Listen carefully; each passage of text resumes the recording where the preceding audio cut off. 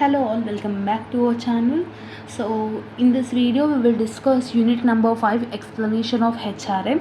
In our previous videos I have already uploaded 1, 2, 3, 4 chapters explanation video. So this is the last chapter of HRM subject. So ఈ video మొత్తం skip చేయకుండా చూడండి. So unit by explanation video కూడా upload చేసేసాను కాబట్టి ఈ వీడియోలో ఉన్న యూనిట్ కూడా మీకు ఈజీగా అండర్స్టాండ్ అయిపోతుంది. ఓకేనా?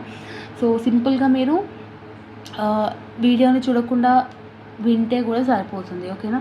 సో ఎమర్జింగ్ హెచ్ఆర్ ట్రెండ్స్ అంటే హెచ్ఆర్ అనేది హ్యూమన్ రిసోర్స్ ట్రెండ్స్ అనేది ఎలా ఎమర్జ్ అవుతున్నాయి డే టు డే ప్రజెంట్ ఉన్న టెక్నాలజీస్తో, కానీ పాస్ట్లో హెచ్ఆర్ ఎలా ఉంటుండే ఇప్పుడు ఎలా ఉందనేది కంపారిజన్తో నేర్చుకునేదే ఈ unit, that is emerging HR trends. Okay, so first we will discuss the long questions as I have already said. So ఇందులో ఫస్ట్ ఇంపార్టెంట్ ఏంటి అని అంటే this one. Okay, what is emotional intelligence, explain the objectives and how do you empower skills through emotional intelligence. ఓకేనా? Emotional intelligence అంటే ఏంటి, దాని యొక్క objectives ఏంటి? Emotional intelligence may be defined as an individuals ability to understand, sympathize and manage the emotions and feelings of one self and another people. అంటే emotional intelligence అంటే ఏంటి అంటే ఒక ఇండివిజువల్ ఎబిలిటీని మనం అండర్స్టాండ్ చేసుకొని, సింపతి గెయిన్ చేసుకొని, వాళ్ళ ఉన్న ఎమోషన్స్ని కానీ వాళ్ళ యొక్క ఫీలింగ్స్ని కానీ మనం అర్థం చేసుకునేటట్టుగా ఉంటే దాన్ని మనం ఎమోషనల్ ఇంటెలిజెన్స్ అంటాము.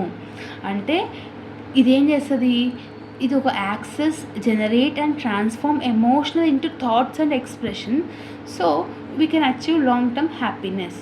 అంటే ఒక ఎమోషనల్గా ఇంటెలిజెన్స్ ఏదైతే ఉందో, ఒక ఎమోషనల్గా మనం ఒక థాట్స్ని మనం పుట్ డౌన్ చేసినప్పుడు అవి ఏం చేస్తాయి అని అంటే లాంగ్ టర్మ్లో మనకి హ్యాపీనెస్ అనేది ఇస్తుంది. దాన్ని మనం ఎమోషనల్ ఇంటెలిజెన్స్ అంటాము.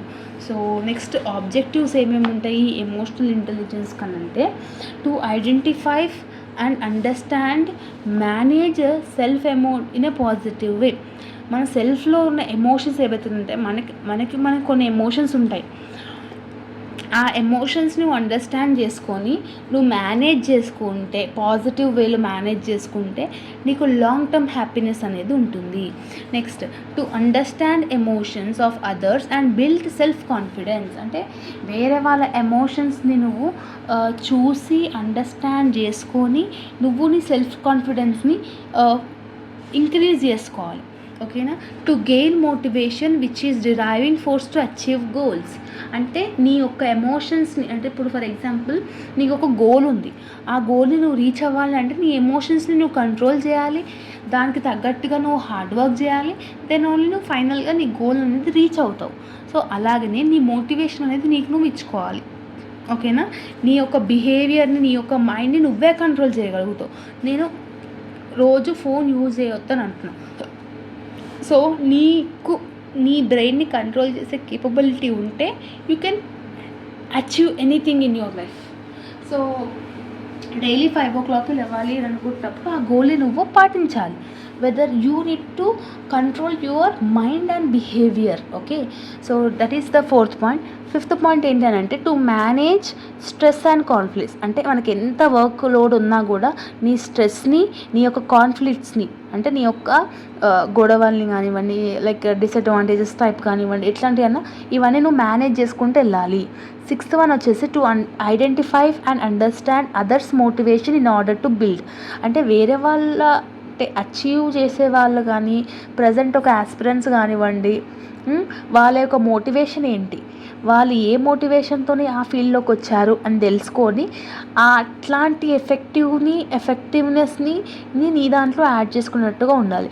7th వన్ ఏంటి, to manage relationship and build networks. అంటే మంచి రిలేషన్షిప్స్ని మెయింటైన్ చేసుకొని నెట్వర్క్స్ని బిల్డ్ చేసుకోవాలి. Got it. ఇది ఎమోషనల్ ఇంటెలిజెన్స్ యొక్క objectives. What is the need of emotional intelligence అంటే the career growth of an individual depends on his ability to control negative emotions. నువ్వు నీ కెరియర్లో సక్సెస్ అవ్వాలి అంటే first and foremost you need to have the self confidence on you. నీకే నమ్మకం లేనప్పుడు నువ్వు ఎలా అచీవ్ అవుతావు గోల్ని?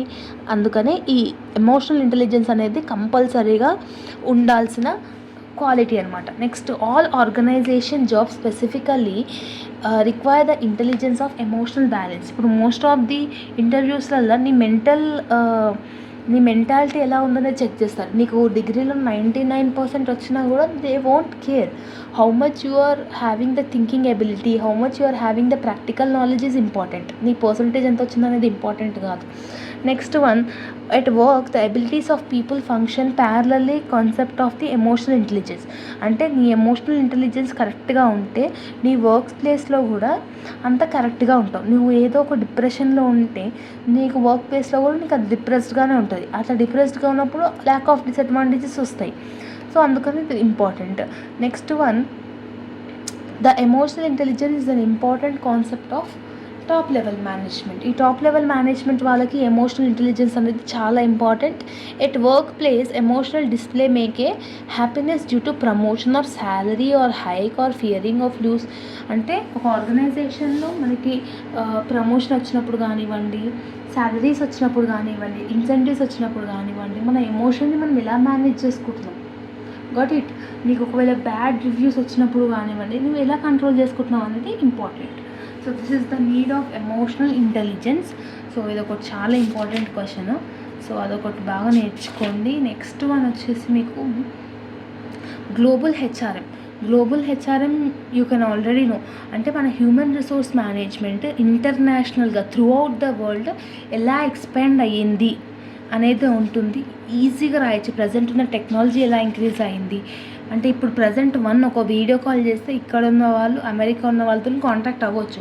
సో అంత టెక్నాలజీ అనేది ఇంక్రీజ్ అయ్యింది అనుకుంటూ ఓన్గా రాస్తే సరిపోతుంది. Got it. Next one, sustainable HRM ఒకసారి చూసుకోండి. అంత ఇంపార్టెంట్ అయితే కాదు, 2 మార్క్స్కి ఇంపార్టెంట్. నెక్స్ట్ ఇంపార్టెంట్ వచ్చేసి మీకు స్ట్రాటజిక్ హెచ్ఆర్ఎం ఉంటుంది. ఇది ఒకటి చూడండి, ఇది చాలా ఇంపార్టెంట్ టాపిక్. Strategic HRM. ఈ స్ట్రాటజిక్ హెచ్ఆర్ఎం అంటే ఏంటంటే it's a widely used common aspect అనమాట మేనేజ్మెంట్లో. ఏంటి ఈ యొక్క కామన్ గోల్ ఏంటి అని అంటే హెచ్ఆర్ సిస్టమ్స్ ఏవైతే ఉన్నాయో ఒక ఆర్గనైజేషన్లో అది ఎంత ఎఫెక్టివ్గా యూజ్ అవుతుంది అనేది ఇంపార్టెంట్. హెచ్ఎస్ఆర్ఎం అంటాం. హెచ్హెచ్ఆర్ఎం అంటే strategic human resource management to make effective use of human resource for the meetings in the organization. ఈ యొక్క ఏం చేస్తుందంటే ఆర్గనైజేషన్లో ఉన్న మీటింగ్స్ కానీ ఆర్గనైజేషన్స్లో ఉన్న వర్క్స్ని కానీ ఎఫెక్టివ్గా యూజ్ చేయడానికి చాలా బెనిఫిట్ అయ్యేది ఉంటుంది. మోడల్స్ ఆఫ్ స్ట్రాటజిక్ హెచ్ఆర్ఎం అంటే బిజినెస్ మోడల్ ఉంటుంది, స్ట్రాటజిక్ లేబర్ ఉంటుంది, స్ట్రాటజిక్ ఫిక్స్డ్ మోడల్ ఉంటుంది. బిజినెస్ మోడల్స్లో ఈ స్ట్రాటజీ అంటే బిజినెస్లలో ఈ స్ట్రాటజీ హెచ్ఆర్ఎం ఎట్లా యూస్ఫుల్ అవుతుంది. లేబర్ అలొకేషన్ ప్రాసెస్ అంటే ఎస్ఎల్ఏపి స్లాబ్ మోడల్ అంటాము. సో ఈ స్లాబ్ మోడల్లో హెచ్ఆర్ ఎలా యూజ్ అవుతుంది, స్ట్రాటజిక్ హెచ్ఆర్ఎం ఎలా యూజ్ అవుతుంది అనేది కూడా ఇంపార్టెంట్. Got it. నెక్స్ట్ ఇందులో మెయిన్ రెస్పాన్సిబిలిటీ ఆఫ్ హెచ్ఆర్ ఏంటి, లేబర్ సప్లై అండ్ డిమాండ్. అంటే హెచ్ఆర్ మేనేజర్ యొక్క డిమాండ్ 100 ఉన్నప్పుడు సప్లై కూడా 100 ఉండాలి. Got it. సో అది మేనేజ్ చేసే కేపబిలిటీ హెచ్ఆర్లో ఉండాలి. సో ఆ హెచ్ఆర్లో ఎలా ఉండాలి అని చెప్పారంటే స్లాబ్ మోడల్. Got it. దాని స్ట్రాటజీస్ని యూజ్ చేయడం, పేరులోనే తెలిసిపోతుంది స్ట్రాటజీస్ని యూజ్ చేయడం అని చెప్పేసి దాన్ని బట్టి మీరు ఓన్గా రాస్తే సరిపోతుంది.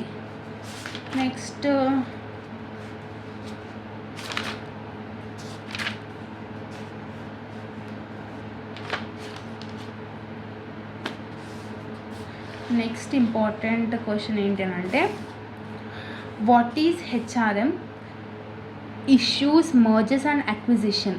ఇది చాలా ఇంపార్టెంట్ క్వశ్చన్. చూడండి, ఈ HRM issues in mergers and అక్విజిషన్స్లో ఏమేమి ఉంటాయనంటే issuing related to HR activities. అంటే ఇష్యూస్ ఏమేమి ఉంటాయి ఈ హెచ్ఆర్ఎంలో అనంటే శాలరీస్కి రిలేటెడ్ అయ్యి ఉండి ట్రైనింగ్కి రిలేటెడ్ అయ్యి ఉన్న ఇష్యూస్ అన్నీ ఇక్కడ ఉంటాయన్నమాట. Next one, increase in employee turn over due to resistance to change. అంటే ఒక ఎంప్లాయీ హార్డ్ని తిప్పి కొడితే 1 year కూడా ఒక ఆర్గనైజేషన్లో వర్క్ చేయట్లేదు. సో అట్లాంటి ఇష్యూస్ అనేది ఫేస్ చేస్తుంది. Fear of employees related to transfers and salaries. అంటే ఎంప్లాయీస్లలో భయం అనేది ఉంటుంది. అంటే వాళ్ళ శాలరీస్ కట్ అవ్వడం కానివ్వండి, వాళ్ళకి వేరే ఊర్లో ట్రాన్స్ఫర్ అవ్వడం కానివ్వండి, ఇట్లాంటి ఇష్యూస్ కూడా మనకి రేజ్ అయ్యే ఛాన్స్ అనేది కూడా ఉంటుందన్నమాట. Integration problem of HR policies and policies of 2 organizations. So next one, culture differences between emerging and అంటే కల్చరల్ డిఫరెన్సెస్ ఉంటాయి. ఇప్పుడు కొన్ని ఎంఎన్సీ కంపెనీస్లో మోస్ట్లీ నైట్ షిఫ్ట్స్ ఉంటాయి అన్నమాట. నైట్ షిఫ్ట్స్లో మోస్ట్లీ మన ఇండియన్స్ ఇంకా కంఫర్టబుల్ ఫీల్ అవ్వలేదు. సో అట్లాంటప్పుడు ఏమవుతాయి, మనకు కొన్ని ఆపర్చునిటీస్ ల్యాక్ అవుతాయి. హెచ్ఆర్ఎంలో ఇది ఒక పెద్ద ఇష్యూ అలాగా మెయిన్ డిసడ్వాంటేజ్ లాగా ఉంటుంది. So what are the measures we need to అంటే దీని ఒక రెమెడీస్, దీనికి ఒక సొల్యూషన్స్ రావాలంటే what are the measures we need to do అంటే preparing due diligence report. Due diligence report అంటే ఏంటంటే మన కంపెనీలో లాస్ రావడానికి, మన కంపెనీలో ప్రొడక్షన్ తగ్గిపోవడానికి what are the main reasons అనేది ఒక రిపోర్ట్ను తయారు చేయాలి. దాన్ని బట్టి ఏ ప్రొడక్షన్లో, అడ్మినిస్ట్రేషన్లో కానీ, ఫైనాన్స్లో కానీ, ఎంప్లాయీస్ దాంట్లో కానీ ఏ ప్రొడక్షన్లో నీకు ల్యాక్ ఆఫ్ వర్క్ అనేది తగ్గిపోతుంది, ఏ ప్రొడక్షన్లో తగ్గినందుకు నీకు ప్రాఫిటబిలిటీ రావట్లేదు అనేది ఒక రిపోర్ట్ నువ్వు చేయాలి. Next one, creation of man power plan. అంటే వర్కర్స్ని నువ్వు ఎంత ఆప్టిమమ్గా ఎలా యూజ్ చేస్తున్నావు, ఎంతవరకు యూజ్ చేసుకుంటున్నావు అనేది ఒక యాక్షన్ థింగ్ అనేది ఉన్నది. Next one, communication is very much important. మేనేజర్కి ఎంప్లాయీకి కమ్యూనికేషన్ లేకపోతే ఆర్గనైజేషన్లో ఎంత వర్క్ చేసినా కూడా వేస్టే. Next cultural integration. Cultural integration అంటే ఏంటి, కల్చరల్గా చెప్పితే కదా నైట్ షిఫ్ట్ మార్నింగ్ షిఫ్ట్కి మోస్ట్ ఆఫ్ ది ఇండియన్స్ ఏం చేస్తారంటే నైట్ షిఫ్ట్ కన్నా మార్నింగ్ షిఫ్ట్స్కి ఎక్కువ ప్రయారిటీ ఇస్తారు. సో అట్లాంటప్పుడు నెక్స్ట్ రిటెన్షన్ స్ట్రాటజీస్ అంటే ఏంటంటే టాలెంటెడ్ ఎంప్లాయీస్ ఎవరైతే ఉంటారో మన ఆర్గనైజేషన్లో వాళ్ళకి బోనస్ ఇవ్వడం కానివ్వండి, హైక్స్ ఇవ్వడం కానివ్వండి, ప్రమోషన్స్ ఇవ్వడం కానీ ఇట్లాంటివన్నీ చేయాలి. లాస్ట్ వన్, హెచ్ఆర్ ఇంటిగ్రేషన్ అంటే ఏంటంటే ఒక డెసిషన్ తీసుకుంటున్నప్పుడు ఆ డెసిషన్ హెచ్ఆర్ఏ తీసుకోవాలనే రూల్ లేదు. ఆ హెచ్ఆర్ అన్ని పర్స్పెక్టివ్లో ఆలోచించి తీసుకోవాలి. సో దాన్ని హెచ్ఆర్ ఇంటిగ్రేషన్ అని అంటాము. So this is the questions in 5th unit. Case studies మీరు చెప్పినట్టుగా ఓన్గా రాసేయచ్చు. షార్ట్ క్వశ్చన్స్కి వచ్చేసరికి మీకు emotional intelligence, sustainable HRM, HR score card, మళ్ళీ స్ట్రాటజిక్ హెచ్ఆర్ఎం, ఈ 4 ఇంపార్టెంట్. మర్జర్స్ అండ్ అక్విజిషన్ కూడా ఇంపార్టెంట్. ఈ 5 క్వశ్చన్లు నేర్చుకుంటే 2 marks కూడా సరిపోతుంది. Hope these questions are enough from unit number 5. So ఇంకా వేరే ఎట్లాంటి క్వశ్చన్స్ ఎగ్జామినేషన్లో వచ్చినా కూడా you can write it by your own. So ఇవే క్వశ్చన్స్లో ఇవే పాయింట్స్ రాయాలన్న రూల్ లేదు. Again I'm saying. So HRM చాలా జనరలైజ్ సబ్జెక్టు. మీరు ఇప్పుడు చదువుతున్నా కూడా ఎంత ఈజీగా చెప్తున్నానో సేమ్ అంతే జనరలైజ్గా రాయొచ్చు. So this is the thing. All the very best for your examination as well as the preparation. Do let me know in the comment section how you felt about the explanation video of HRM. And all videos మన ఛానల్లో ఉన్నాయి.